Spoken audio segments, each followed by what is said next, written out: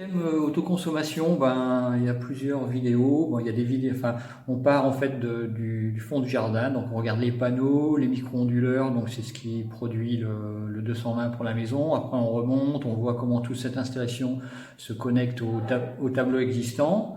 Euh, Après, on parle un peu de la puissance que ce truc-là génère. Donc, est-ce qu'on arrive au moins à charger son téléphone avec les panneaux solaires? Puis après, il y a toute une discussion sur le surplus, un peu un drill down de qu'est-ce que c'est que le surplus et quels sont les mécanismes mis en place pour gérer le surplus. Parce que comme je l'ai dit, si on ne le gère pas, il repart gratuitement dans le réseau. Donc comment on met le surplus dans la bagnole électrique?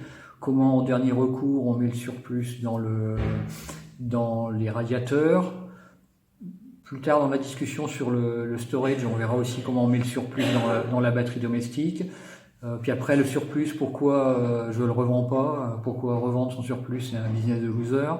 Et puis après, des analyses plus, on regarde un peu les statistiques de ce qui s'est passé depuis 2021, donc sur 3 ans, et on voit un peu l'effet des panneaux solaires, comment mes mécanismes de gestion du surplus font que je maximise ma production pour faire des choses qui sont utiles pour moi.